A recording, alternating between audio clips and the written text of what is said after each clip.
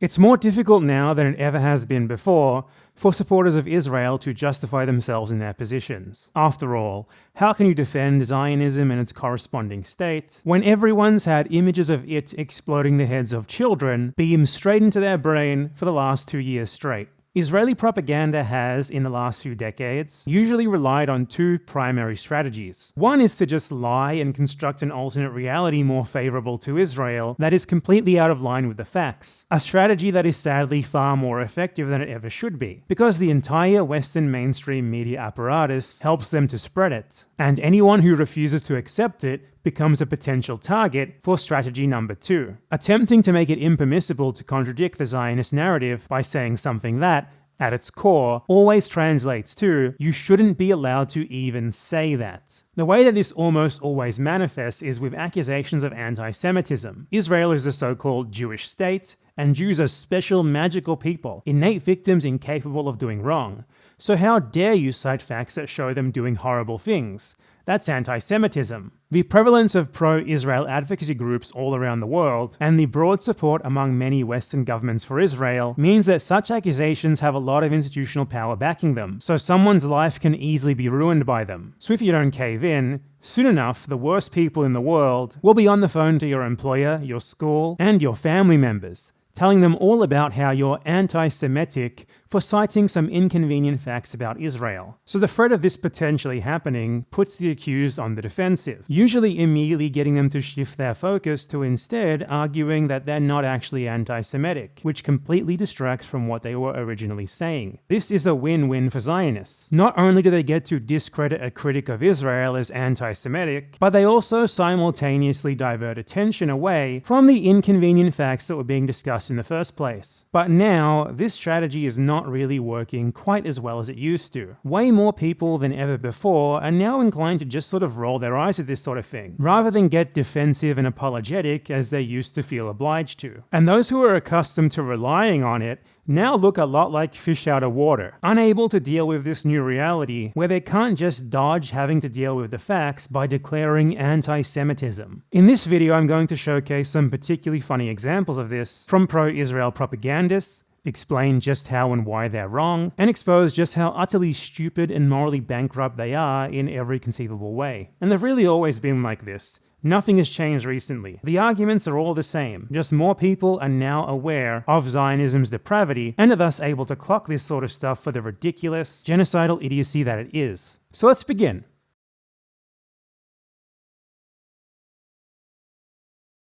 In mid-2025, in the midst of the genocide in Gaza, Israel began replacing the system of aid distribution there, which was previously run by non-partisan international institutions like the UN, with a puppet organization that its own government has admitted that they created. The previous system had already been operating under heavy Israeli restrictions, as Israel had full control over the ability of aid to enter Gaza in the first place. But that was not enough for Israel, as in order for it to be able to fully weaponize the distribution of aid to be part and parcel with its genocidal goals of killing or expelling every Palestinian from Gaza, which have been openly expressed many times by Israeli government officials, Israel needed more direct control. Hence, it created the Gaza Humanitarian Foundation, also known as the GHF, with the collaboration of its main ally, the USA. Spawned from an idea hatched by a CIA-linked American private military contractor and led by a fanatical evangelical Christian American Zionist, the GHF recruited American mercenaries to man a limited number of aid sites under Israel's direction. Among these mercenaries, there are even a number of confirmed members of white supremacist and anti-Islamic gangs. The GHF set up a small number of aid sites in locations specifically designed to shepherd as many desperate, starving Palestinians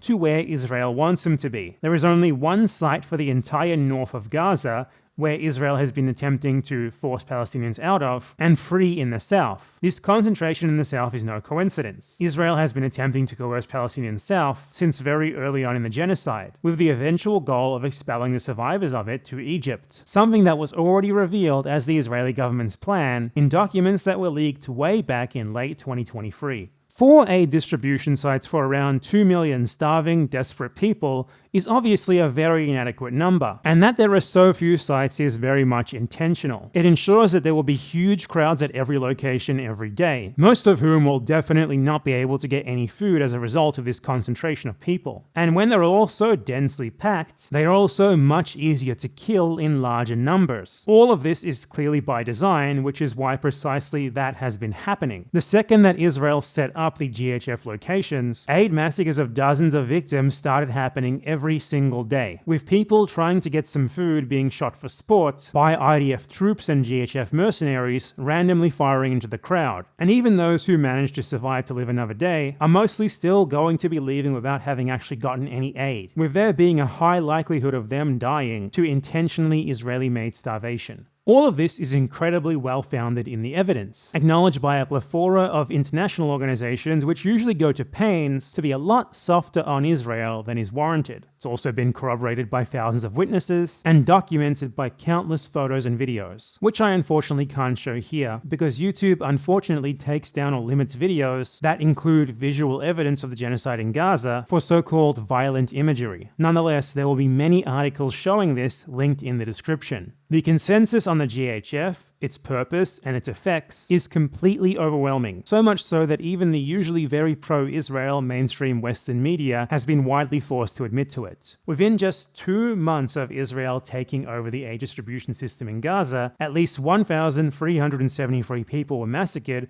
while trying to get aid. Since then, this number has increased to more than 2,500, though the capacity to count the dead in Gaza is heavily hindered by Israel's destruction of all of its infrastructure and its intentional mass murder of journalists, so it's likely that the true number is far higher. All of that context was required so you can understand what's going on in the clip that I'm about to show you. It's one of the best examples of a Zionist utilizing the sort of strategies that we discussed in the intro to avoid having to deal with the facts. The YouTuber Hila Klein denounced the GHF for what it was, and the Zionist YouTuber Destiny saw this and attempted a response. While you watch this, I want you to know that Destiny actually had this edited down and posted to his social media pages as a highlight. He clearly thought this was a really good argument and that he did a really good job here. This is what he considers to be a highlight.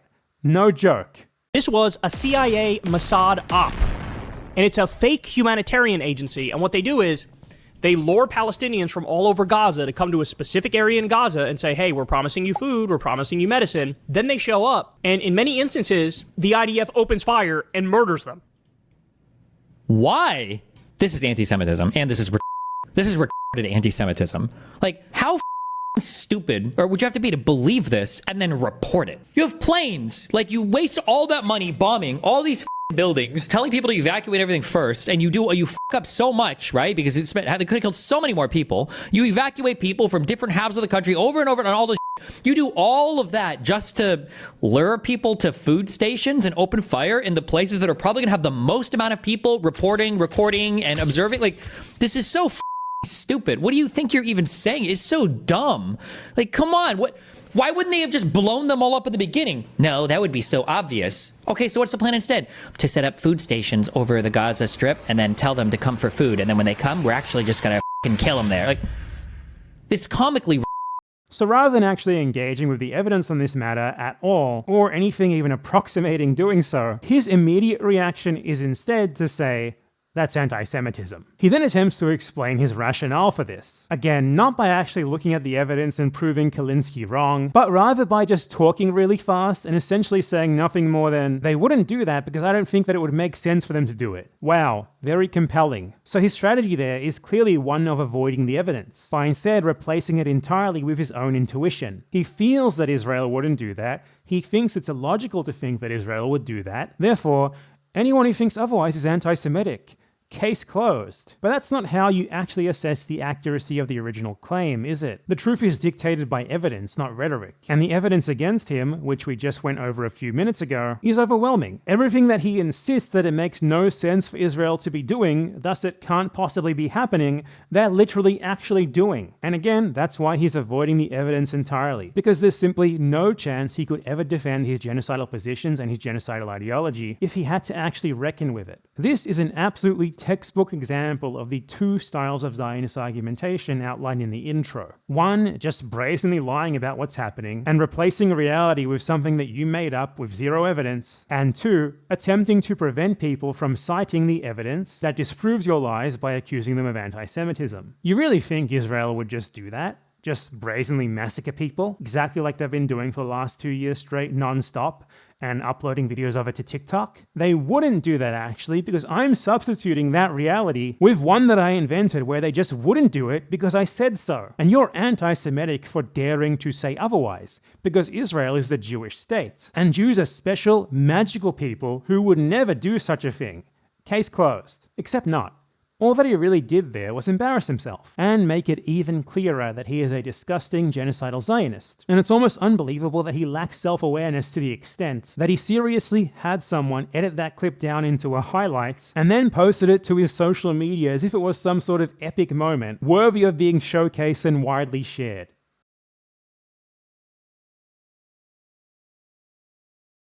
Our next clip comes from another Zionist YouTuber, Destiny's former employee, Lonerbox. This one's a particularly good example of a Zionist being unable to deal with the evidence and instead constructing their own alternate reality out of thin air. The context for this clip is that many doctors and other medical professionals who have worked in Gaza during the genocide have noticed a pattern of Palestinian children, including toddlers and babies, being deliberately shot and killed by Israeli soldiers, with many of them having precise bullet wounds to the head or chest. Not only have these claims been independently corroborated by dozens of different witnesses who've all seen the same thing happening, but they have provided clear evidence of this, such as photos and x-rays of the wounds. Even just the limited selection of doctors who have come forward and testified about this have observed over 100 cases between them. It is clear from the frequency and repetition of these crimes that this is a pattern of conduct on the part of the Israeli military that can only reasonably be described as a top-down systemic policy to murder children, something that is further corroborated by the generally incredibly high number and proportion of children among the murdered victims of the Gaza genocide.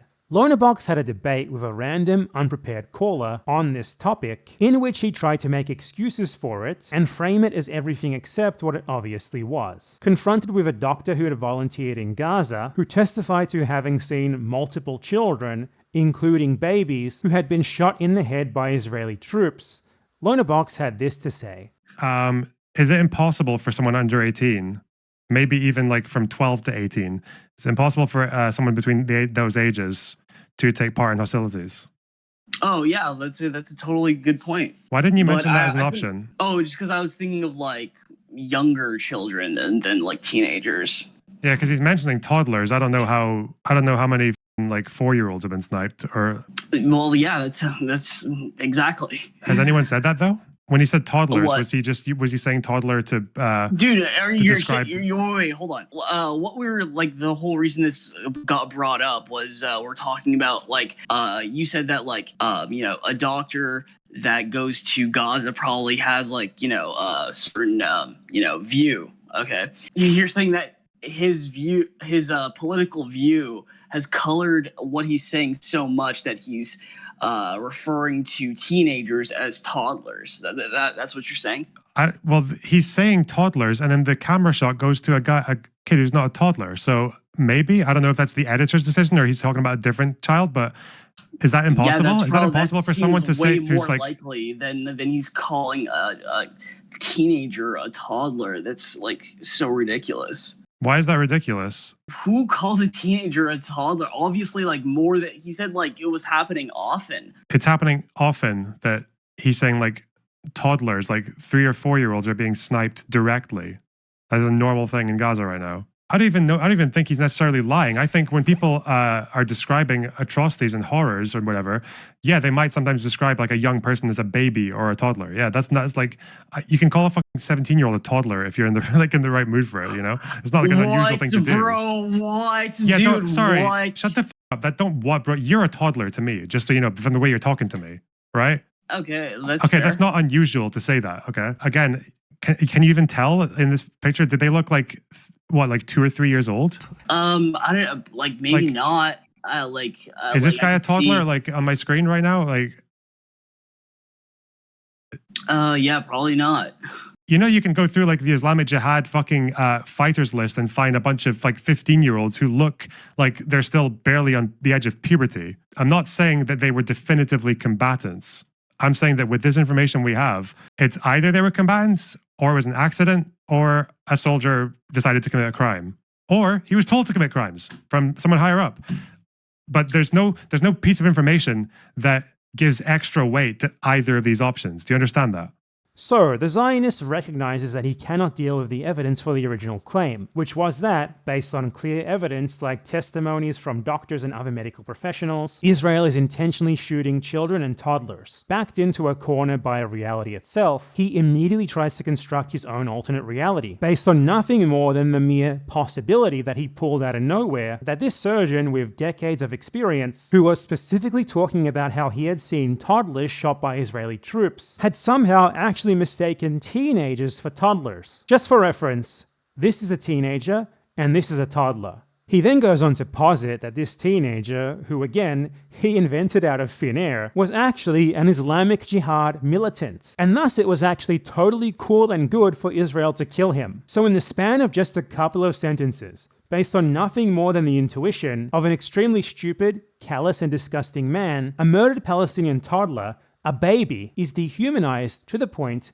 that it's being argued that they were basically an adult, and also, by some leap of logic, an armed combatant, and thus they deserve to die. And of course, while it's not outright stated in this clip specifically, there's an underlying implication, as there always is with these sorts of pro-Israel arguments, that if you do not accept this wild distortion of reality based on nothing but some guy inventing a hypothetical scenario on the spot, for which there is no evidence, where a murdered baby actually totally deserved it, you're an anti-Semite. We are, after all, talking about a guy who, previously, has also argued that Palestinians having equal rights would be anti-Semitic. So you think it's anti-Semitic to believe one person, one vote now?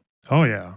The proper way for the other party to have dealt with this would be to have contested the ludicrous premise here, and to force the Zionists to deal with the actual evidence as it exists, rather than making up dumb shit in his head to somehow excuse Israel for murdering toddlers. There are dozens of other doctors who corroborate this sort of testimony, and between them they have observed countless similar cases and smuggled out visual evidence of many of them. There was absolutely no indication that the toddler mentioned here was a teenager. It's utterly insane to even bring up the possibility that an experienced doctor like this, let alone like any doctor at all, could possibly mistake a teenager for a toddler. And it's also ludicrous anyway to just posit so nonchalantly that a Palestinian teenager must be treated as a potential combatant and a valid target for killing, just by default, all because you found a totally unrelated picture of an alleged militant who you think looks kind of young. What a genuinely insane line of argument. It's utterly shocking that there are hundreds of people who watch this sort of thing and nod along to it, and that makes it a fantastic example of the Zionist practice of lying about reality and replacing it with something that they just invented wholesale. The reason why they do this is because they know fully well that that project of Jewish supremacy is indefensible, so their only option is to reject reality itself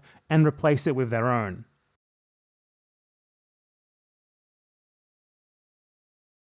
The context for this next clip is a bit less serious and a bit further removed from the genocide in Gaza specifically, though it's still related to it, and honestly I just wanted to include it, mostly because it's so funny. It's a hilarious example of Zionists just screeching anti-Semitism when faced with facts they can't refute. In late 2024, the disgraced Israeli YouTuber Hila Klein headed a campaign to deplatform Twitch streamers for being pro-Palestine, because the streamers in question had critiqued him for his support of the genocide in Gaza. Unable to actually deal with the facts regarding the genocide, he and his terrorist wife, a former member of the IDF, Hila Klein, decided to instead accuse those who had been refuting his lies of anti-Semitism. His evidence of this was an obscure live event that a few of them had held, where they ranked internet personalities on a tier list of whether they can use the Arabic word Habibi or not. The lowest tier of this list was named Loves Sabra. Sabra is an Israeli brand of hummus with a very bad reputation, and Israel is a racist, anti-Arab state. So that, combined with the fact that hummus is probably the most stereotypical Arab food possible, means that it really makes perfect sense to name the lowest tier in a list like this Loves Sabra. Yet Hila Klein claimed for months instead that this was obviously, just by default,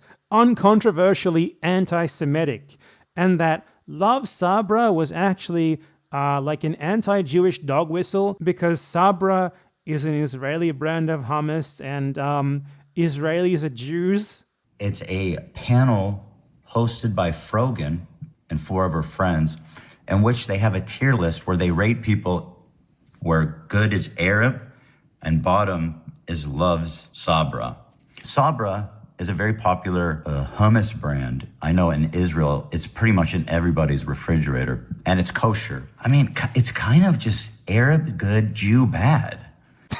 So because they had put him, an enthusiastic supporter of Israel, which is also just about the most anti-Arab thing you could ever be, in the Love Sabra tier, that meant that it was time to get these people deplatformed for anti-Semitism. This is especially ridiculous given that there were a bunch of other people in the Love Sabra tier, including one of the people who he was accusing of anti-Semitism, who subsequently got banned because of him, Denims. Ethan Klein eventually managed to get the pro-Israel lobby group, the ADL, involved in his campaign, and after they pressured Twitch, everyone who participated in the panel was hit with a lengthy ban for supposed anti-Semitism. Ethan Klein openly acknowledged this himself in a video that he made on the topic. And I think, yeah, like when the ADL got involved, that's only when they finally suspended Frogan and all the other people up on the stage. So all of this is clearly very stupid in comparison to the other 2 topics that I dealt with previously, but it's important context for the clip that I'm about to show you, which involves a Zionist streamer reacting to one of the people, Frogan, who got suspended from Twitch following the ADL's intervention, simply stating the objective fact that is precisely what happened. I would have played this clip as the first one in this video because I think it's just that funny and worth showcasing, but it's also so absurdly stupid and annoying to watch that a lot of you are probably gonna just like close the video rather than watch it through. So you've been warned. If at any point you want to just tap out of watching this clip, skip ahead to the timestamp on your screen now. When in reality, it's you, Ethan. You're acting like you haven't spent the last year and a half doing everything in your power to push people to bully and harass me, including weaponizing propaganda organizations such as the ADL to get me banned off Twitch because I made a joke about you not being... Weaponizing propaganda organizations such as the ADL.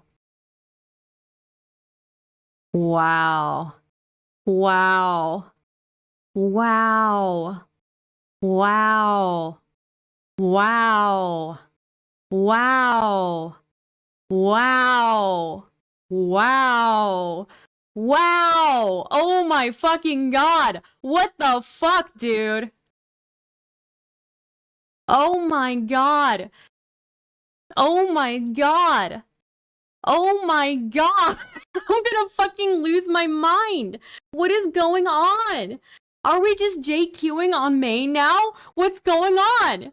Oh my god. Oh my god. Oh my god.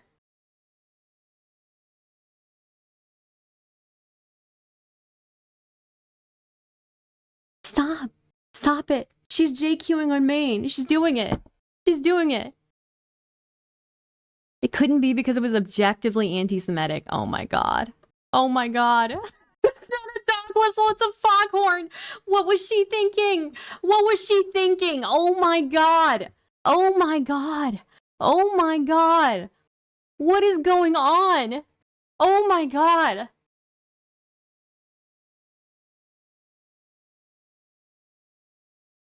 I'm downloading this video. I have to download this video. I cannot believe it's real. I can't believe she left it up. She left it up. She left up the video. She left it up. It still exists. It's public. It's public. The video is public. It's still on. I have to download this right now. Oh my god. I'm downloading this video. I can't. There's no fucking way. There's no fucking way. Dude, I have to download this video. I want to note that, just like the Destiny clip that I showed earlier, this clip was specifically posted to social media by the creator because she thought it was a highlight. Yes, really. As we already went over, the initial claim that she was responding to is just uncontroversially true. Ethan Klein himself acknowledged that it took getting the ADL involved to get those creators unjustly suspended, and the ADL itself acknowledged its own involvement. But rather than looking into the evidence, the Zionist instead does the only thing that it knows how to ignore the evidence and declare anti-Semitism. Now, it might not be clear to you that that's what she was doing there, because she doesn't actually speak like a normal person. She instead said, She's JQing on Maine, which is an extremely niche internet brain-poisoned way of accusing someone of being anti-Semitic. They took the term Jewish question, like Jewish questioning, and then abbreviated it to JQing. And on Maine, man, this is just so many layers of social media speech. I'm not even going to explain that one to you, okay? Just know that she meant to basically say, that's anti-Semitic. And rather than being merciful to us, and at the very least making the anti-Semitism accusation, and then moving on to something else, she instead seems to think that her assertion is just so self-evident and so strong that it not only doesn't need to be justified at all by an actual analysis of the facts, but it also merits being emphasized to the tune of her saying wow and oh my god like a dozen or two times each in the span of a couple of minutes. The evidence is so far from supporting anything resembling Zionist positions that some of them have replaced any exploration of the facts with just screaming wow over and over and over for minutes at a time. And shockingly, she's apparently in such an absurd echo chamber that she thought this was such an incredible moment that it was worth clipping and specifically posting on her other social media accounts. Just a perfect encapsulation of the utter bankruptcy of the Zionist strategy of screeching anti-Semitism. It's always little more than an attempt to shut down any mention of facts that they can't deal with. That's anti-Semitism in these contexts is just synonymous with how dare you say that, thrown out in lieu of anything even approximating an actual argument. Except, as in this case, it sometimes comes with the very real threat of that bullshit accusation actually shutting your speech down and ruining your life. Something that almost happened to the creators in question here when they were given a prolonged suspension from Twitch after being accused of anti-Semitism baselessly by the stupidest Zionists alive.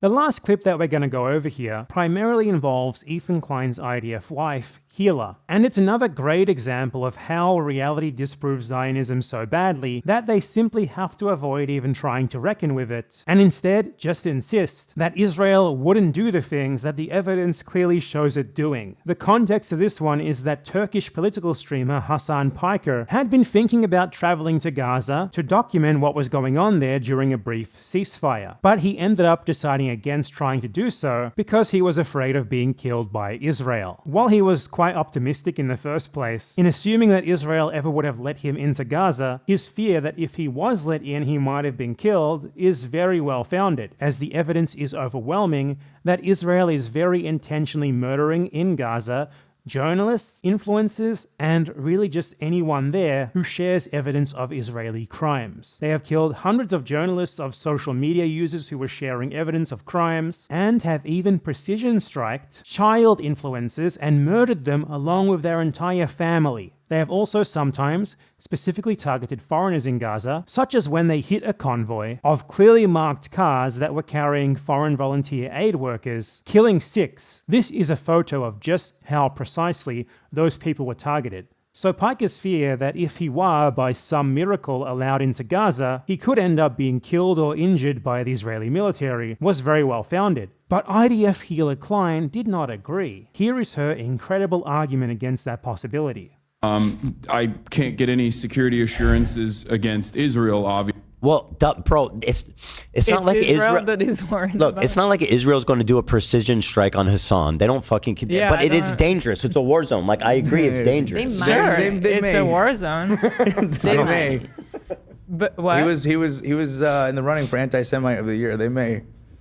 Nah, I don't think you guys understand Israel. It doesn't world. work like that. They're not. It's not. But regardless, I agree. It's dangerous, right? Yeah. It's dangerous in a war zone, right? Not because Israel will target him. Israel doesn't work like that. Israel wouldn't do that. Screw the fact that they're literally doing that and have been doing it for years and there's mountains of evidence of this. Screw the fact that it's just so widely documented that they have massacred hundreds upon hundreds of journalists, influencers, social media users, poets, writers, you name it, they've done it. That insurmountable evidence of this is like a 2 or 3 word Google search away at any moment for anyone in the world. Israel just doesn't work like that. Case closed, it's that simple. She said so. There you go. Reality has been substituted with the alternate Zionist reality. That's all. No, don't you dare look at the evidence otherwise. Don't analyze the actual facts. What are you? Anti-Semitic?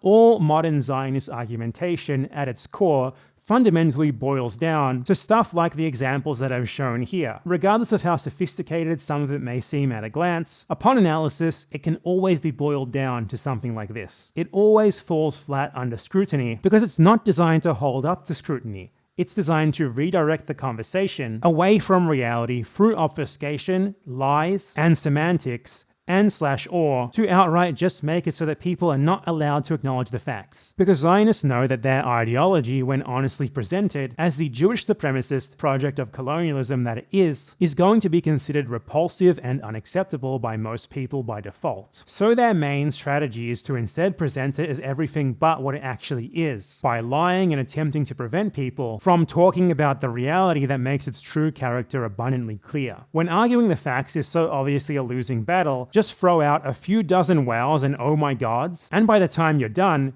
everyone will have forgotten what it was that you were even responding to in the first place. Perfect! Whatever way they think that they can exploit to divert attention away from the facts, away from the evidence, they will always take. And that is the basis of every single piece of propaganda and every single argument that they have ever and will ever make. For decades, the sort of ludicrous arguments that I've showcased here have actually been quite effective in their goal of shutting down dissent. Because, believe it or not, it's been the norm to take this sort of stuff very seriously, rather than just laughing in the face of the ridiculous and disgusting people who say it. Luckily though, Zionist propaganda is in an unprecedented crisis. It is struggling more than it ever has before as a result of the last 2 years of live stream genocide. And it's up to us to make sure that it's never allowed to be taken seriously ever again. Every time you laugh at some moron screaming anti-Semitism at you, rather than getting all defensive and saying, no, I'm not anti-Semitic, here's all the reasons why I'm not anti-Semitic, blah, blah, blah. You're doing pro-Palestinian activism in your own little way, helping to ensure little by little that this garbage doesn't work anymore, that it loses whatever little power it still has, until eventually it'll have none. Thank you for watching. If you like this video, then subscribe to my channel for more. And if you really like it, then consider heading over to my Patreon or Ko-fi page and supporting me financially. As without my supporters over there, I couldn't justify making videos on my main channel like this one. And as an added bonus, you can get access to the monthly Q&A, and you can get your name in these credits, just like what you're seeing on your screen right now. Now, I'd just like to thank all of my patrons, and especially my $25 plus patrons: Gel Cribson, Brosnan, Robocommy, Firefox42, Harold Summers, Qualia, Lucian, Jackagora, The Son of Sandy, Falafel Stand, Goio, S, Communist Functionary, Ferris, Bobby Lasers, Geordie, and my $10 plus patrons: Can't Care Less, XXXX, Eric Macdans, Nibiru, Johnny Rocket, Happy Nephron, Minijan, Eric Perkins, Louis Bravo, Billy Harbour, Kieran Goodwin, Megan Lowndes, Comrade Nat Boulay, Hector Obregon, Asma B, Support Libraries, Jizdog, Cockle Badger, Manuel Kigel, Bitchy Obama, T Street, Aramis Goodspiel, Flashy, You Can Change Your Name, Bicep, Gabba Gundam 4444, Adrian Nasu, The Big L, Lorenzino, Gareth Miguel, K, J, The Most Anonymous, Matthew Maharik, Sender the Tanky, Big Little Man 12, Kikesi Drew, Pukey, Nurla1, Jane, Adrian Salares, Goran Ursegovich, Alex, Natty Clark, The Red Door, Atuin, The Empanada Brigades, and Mira. Thank you all for watching. I'll see you next time.